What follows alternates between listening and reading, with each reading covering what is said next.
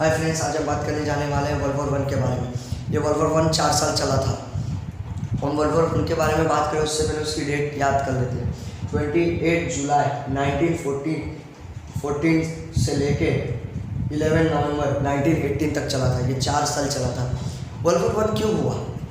World war 1 होने का reason एक ये था कि जो ऑस्ट्रेलिया हंगरी था, उसका जो प्रिंस था वो बोस्निया 28 जून 1914 को बोस्निया जाते हैं। वो जब बोस्निया जाते हैं तब एक ब्लैक हैंड संगठन होता है, उसके द्वारा आर्चड्यूक के जो काफिला होता है उस पर बॉम्बार्डिंग कर दिए थे, मतलब बॉम्ब अटैक कर देते हैं। तो उसमें जो काफिला होता है, उनके जो पीछे का काफिला बहुत लंबा होता है, तो उसके जो पीछे का पार्ट होता है उसमें बहुत लोग घायल हो जाते हैं। तो उन लोगों को देखने जो आर्चड्यूक हॉस्पिटल में जाते हैं, तो साइबेरिया का एक लड़का होता है बोस्निया में, वो हमला कर देता है आर्चड्यूक पे। उस हमले में जो आर्चड्यूक है उनकी डेथ हो जाती है। अब ये साइबेरिया को धमकी देता है कि तुम खुद को सरेंडर कर दो और हमारे अंडर में आ जाओ। पर साइबेरिया को क्यों ये धमकी देता है ऑस्ट्रेलिया हंगरी? क्योंकि जो साइबेरिया का लड़का था बोस्निया में, उसने आर्चड्यूक पे हमला कर दिया था और उसको उनकी डेथ हुई थी। जब ऑस्ट्रेलिया हंगरी साइबेरिया को बोलता है तुम हमारे अंडर में हो जाओ, तब साइबेरिया का अच्छा फ्रेंड होता है रसिया। ये दो ग्रुप होते हैं, ये आप एक देख लीजिए, ये एक ग्रुप होता है, ये दूसरा ग्रुप होता है। जब साइबेरिया को अपने अंडर में आने का बोल देता है ऑस्ट्रेलिया हंगरी, तब साइबेरिया रसिया को बुला देता है और रसिया ऑस्ट्रेलिया हंगरी के साथ झगड़ा कर देता है, वॉर छेड़ देता है। जब रसिया ऑस्ट्रेलिया हंगरी के साथ वॉर छेड़ देता है, तब ऑस्ट्रेलिया हंगरी जर्मनी को इन्वॉल्व कर देता है इसमें।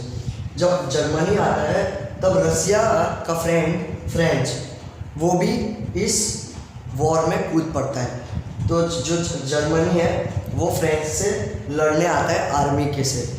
तो वो जब जर्मनी रसिया से लड़ने आता है आर्मी लेके, तब बेल्जियम जर्मनी के बाजू में और रसिया के बीच में साइड में एक बेल्जियम है, उसके थ्रू जर्मनी अपनी आर्मी लेके जाता है। तो बेल्जियम ना बोल देता है कि हम आपको आगे नहीं बढ़ने देंगे फ्रेंच पे हमला करने, क्योंकि हमें इसमें इन्वॉल्व नहीं होना। तो बाद में जर्मनी थोड़ी दादागिरी मारता है, तो उसके वजह से जो बेल्जियम होता है उसका फ्रेंड यूके जो ब्रिटेन था वो इन्वॉल्व हो जाता है इसमें। जब यूके और फ्रेंच दोनों जर्मनी के विरुद्ध खड़े हो जाते हैं, तब जर्मनी रसिया पे हमला कर देता है। और जब रसिया पे हमला करता है तो बाय डिफॉल्ट रसिया हार जाती है। और जब रसिया पे अटैक करता है जर्मनी, तब तुर्की भी अटैक कर देता है रसिया पे। अब तुर्की ने क्यों अटैक किया? क्योंकि ये जो रसिया था ये अपना ट्रेड करता था फ्रेंच के साथ, और जब फ्रेंच के साथ वो अपना ट्रेड करता था तो वो ब्लैक सी के रूट से अपना ट्रेड करता था। और ब्लैक सी के रूट में तुर्की जो था उसको बहुत प्रॉब्लम होती थी, तो तुर्की ने भी मौके का फ़ायदा उठा के रसिया पे हमला कर देता है। जब रसिया हार जाता है और रसिया में रिवॉल्यूशनरी एक्टिविटी हो जाती है, रिवॉल्यूशनरी एक क्रांति आती है रिवॉल्यूशनरी। उसमें रसिया बोलता है कि अब हमें एक पीस की ट्रीटी साइन कर लेता है जर्मनी के साथ। बाद में उधर रसिया के साथ युद्ध रुक जाता है। बाद में जर्मनी वापस फ्रेंच के साथ लड़ने जाता है, तो पर फ्रेंच से लड़ने से पहले यूके जो होता है उसके साथ लड़ने जाता है। यूके पे जो ब्रिटेन है उस पर नेवी अटैक कर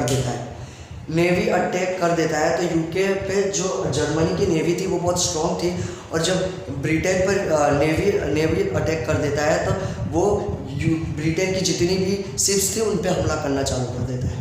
पर जब उसको बाद में जब ब्रिटेन की शिप्स पे हमला करना बंद कर देता है, हमला कर लेता है, बाद में जो नॉर्मल शिप्स होती है जो उन पे भी हमला करने चालू कर देता है। जैसे कि एक यूएस की शिप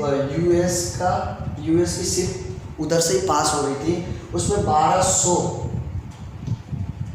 यूएस लोग थे उन पे भी हमला कर देता है, उस शिप पे भी हमला कर देता है ये जर्मनी। जब उन शिप पे हमला कर देता है, उस पे 1200 लोग यूएस के मारे जाते हैं, तब यूएस भी इस वॉर में शामिल हो जाता है। वो बोलता है कि हमारा तो कुछ लेना देना नहीं था, तुमने ब्रिटेन के साथ लड़ते हमारी भी शिप्स पे हमला कर दिया, हमारे जो लोग थे 1200 लोग उनको भी तुमने मार दिया।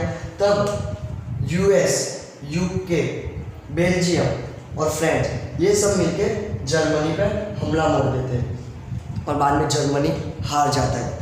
आई थिंक आपको समझ में आया होगा वर्ल्ड वॉर 1 क्या था।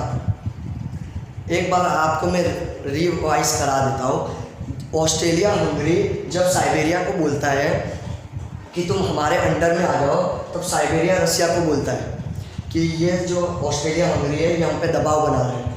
जब रसिया आता है, साइबेरिया जब रसिया की मदद लेता है, रसिया हंगरी ऑस्ट्रेलिया हंगरी पर अटैक कर देता है, तब ऑस्ट्रेलिया हंगरी जर्मनी को बुलाता है। जब जर्मनी ऑस्ट्रेलिया और रसिया का वॉर हो जाता है, तब फ्रेंच बीच में इन्वॉल्व हो जाता है। और जब जर्मनी फ्रेंच पे हमला करने जाता है, तो बीच में एक कंट्री पड़ती है बेल्जियम।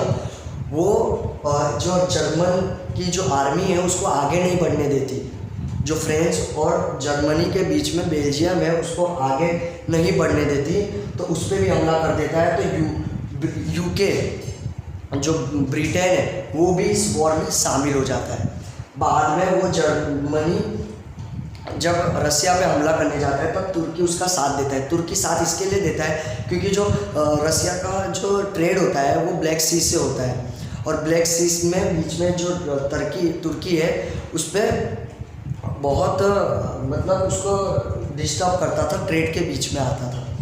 तो इसके लिए उसने भी मौका का फ़ायदा देखते हुए रसिया पे हमला कर दिया और रसिया हार गया।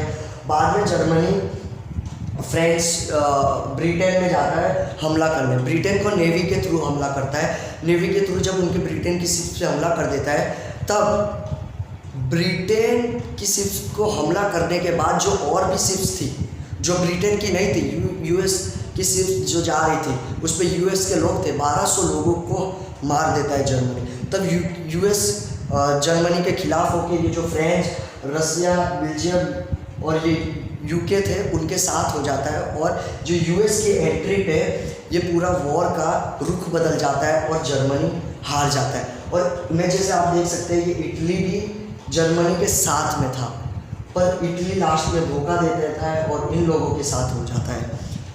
और इटली बाद में ये बोल देता है कि हमने जो ट्रीटी साइन की थी वो हमने डिफेंस के लिए की थी, हम झगड़े में नहीं आएंगे। तो इटली एक धोखा देके ये जो दूसरा जो ग्रुप था उसमें चले जाते हैं। आई होप आपको समझ में आ गया होगा ये पूरा कैसा था। Thank you.